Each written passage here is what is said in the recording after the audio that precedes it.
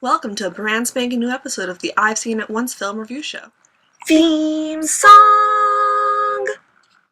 The show where Alanah sees, that's me, watches a movie once and then puts all her feels and responses into an awesome review just for you.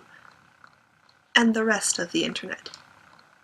I'm Alanah Sees, and I'm here to give you my first impression responses and sort of in-depth analysis to Disney's Wreck-It Ralph. Wreck-It Ralph is the new 3D animated picture from Walt Disney Animation Studios and Walt Disney Pictures. Wow. It was good. Where do I start?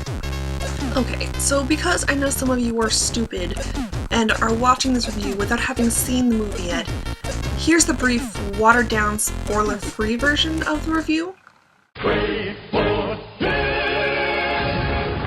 It was great. Actually, it was fantastic. Go see it. Pay money. Then come back here. I told you so, and you're welcome. Let's start with the good.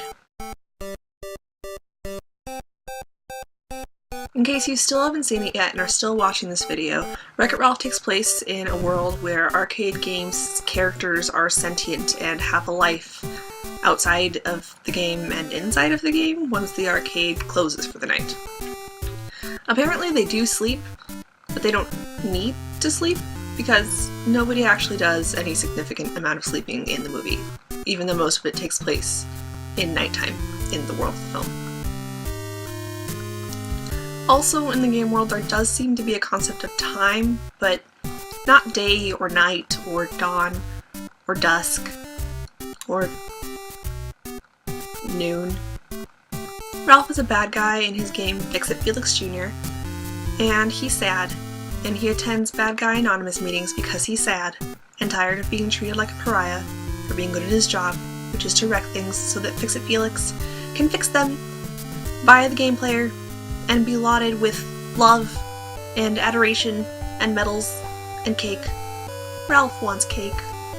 In the hopes of earning love and cake, Ralph goes out in search of a medal in a game called Hero's Duty, and accidentally releases a cyborg/Starship Trooper status bug, lots of them, from that game into a candy-themed go-kart game called Sugar Rush, and meets an adorable gal named Penelope, who has the game world version of Tourette's, and ends up saving her life and her game and his game and every game really from King Candy, who is in fact turns out really an attention whore game character named Turbo, who just wants to be the main character of every game ever. Ralph is happy in the end because people are nice to him, even though he has to play the bad guy because it's his job. Also, Fix-It Felix marries Jane Lynch. The end. Initially, the movie has a real serious Toy Story vibe, not least of all because John Lasseter executive produced the thing, but mostly because of the whole, hey kids, when you're asleep, the things you play with are secretly alive and have feelings and hardships just like you and your parents, actually. On second thought, they probably have more in common with your parents and adult problems than you. But that's okay. Conceptually though, I feel like this is worlds better than Toy Story. If only because there are literally dozens of fully realized worlds in this movie, one for each game in the arcade, and I assume the rest of the games in existence, some of which take place in outer space, like Hero's Duty, so include entire individual universes.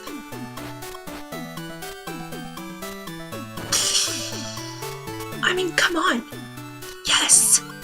Each game has its own universe with different character types, or species, if you will, in each game.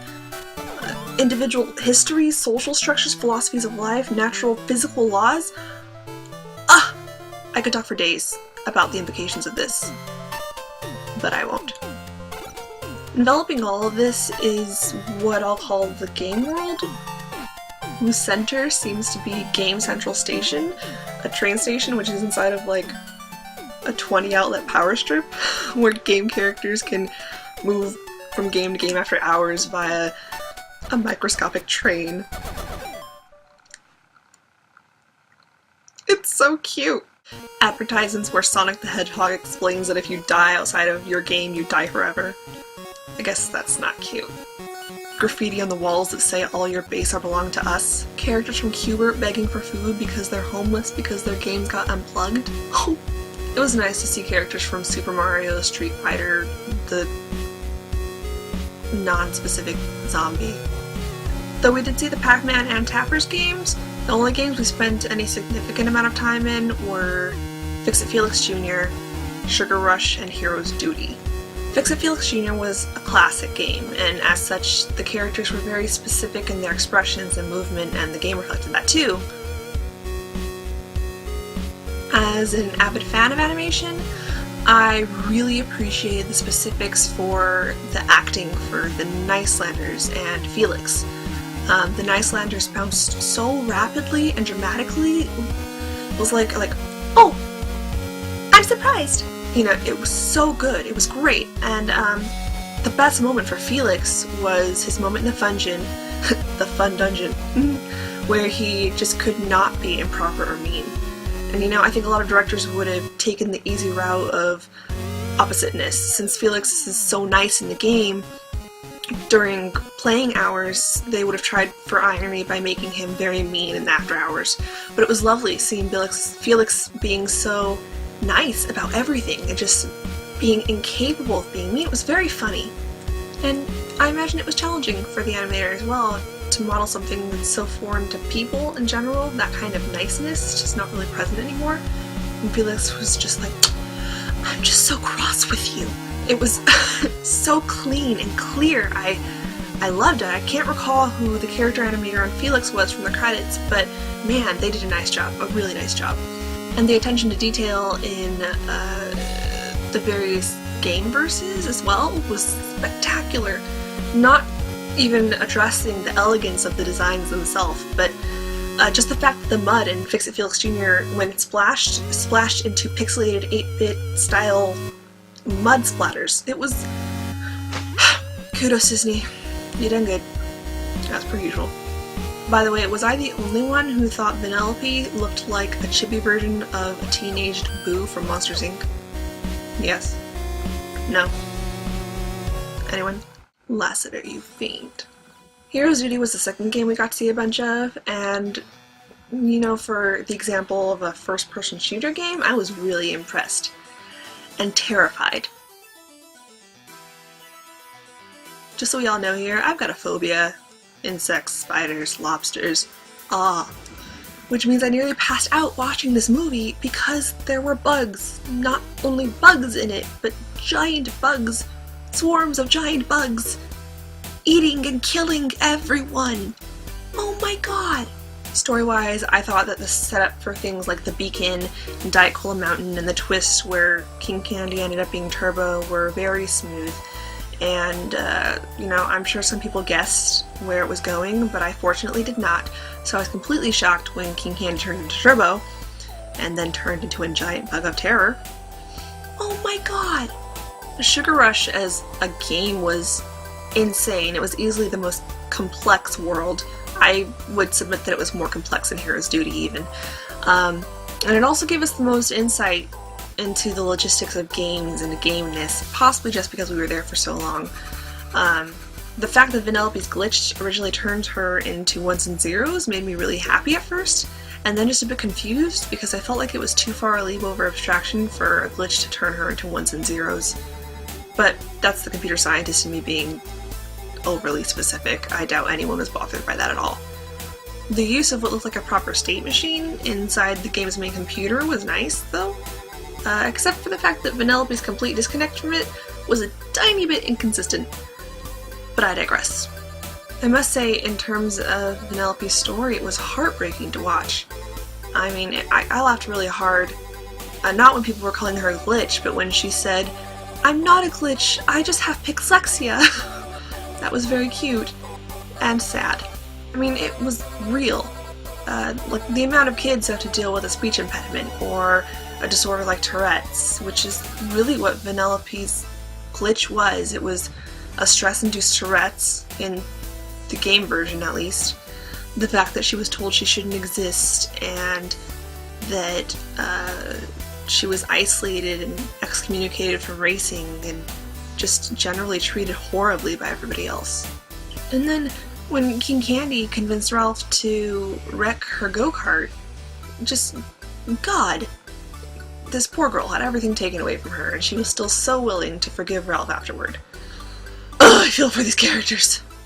I guess that negates my earlier comments about this being more meaningful for adults than for children, because, I mean, Ralph and Vanellope's entire relationship is based on the fact that, yeah, she's a little girl and he's a working adult, but they have the same feelings about similar life problems and experiences, and because of their friendship and the solidarity and suffering similarly, they're able to overcome their bitterness and overcome their situations, really. I'm so deep, guys. But Vanellope gave Ralph the chance to be a good guy, and Ralph gave Vanellope the chance to be accepted. Lessons Disney taught me, number 96. Everyone needs a best friend. While we're being mushy, perhaps the most moving moment of the film was actually really reminiscent of the Iron Giant, or Giant Robo, depending on how awesome you are.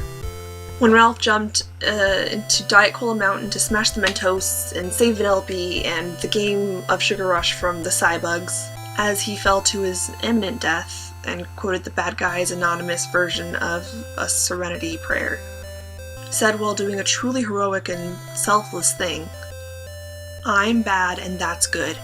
I will never be good and that's not bad. There is no one I'd rather be than me." My heart, it breaks. Ugh. I don't think anyone needs to worry that children who see this movie will take this as an excuse to misbehave. I think it's very clear that it's meant to say that there's nothing wrong with you if you're different.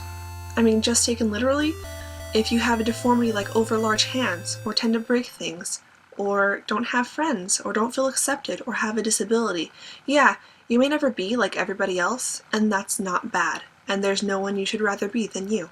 I think that's an amazing thing to teach children. I think that's an important thing to teach a lot of adults. Serious moment over. Back to being silly. Alan Tudyk!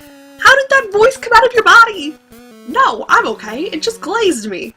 It's just great. It's just great.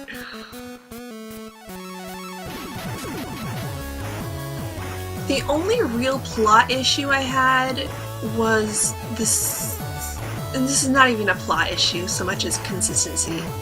There's a scene where Ralph is rooting through a lost and found box in Tapper's tavern, bar, pub place, and a little cockroach kind of crawls on his hand.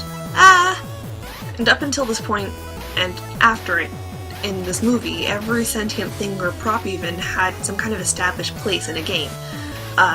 It was a game thing. Every character came from a game, and every prop too, and even props that transferred from games to games belonged in a game somewhere. So why were there cockroaches running around that weren't game-specific cockroaches? They weren't part of a game? They were just kind of chilling in the Tapper's game without a purpose? My mother, bless her heart, suggested that maybe they were real cockroaches that got inside of the game. No. Since we got an establishing shot that shows the train moving through power cords, and thus all characters are literally microscopic, a real cockroach in the game would have to be like the size of a house. A large house, a mansion with many rooms. Another theory is that the cockroaches were just details of the Tapper's game, but it's a pixelated 8-bit arcade game. There are no minute cockroach details programmed in there. Just, the cockroaches don't make much sense and aren't consistent with the moral of the film, but it's really a dismissible issue. And as a plot device, it was useful. It was what got Ralph into Hero's Duty, so I get it. More Johnson and Reardon, I get it. We're cool.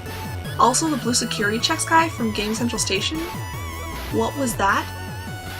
Where is he from? Do all power strips have security systems and come with villain prejudices attached? Sense makes none. Other than that, the logistics of the game's main computer and the void within that, and character memory and whatever resetting entails were all very vague, but let's be real, no one actually cares. I don't even really care. It was that good of a movie that it actually does not matter.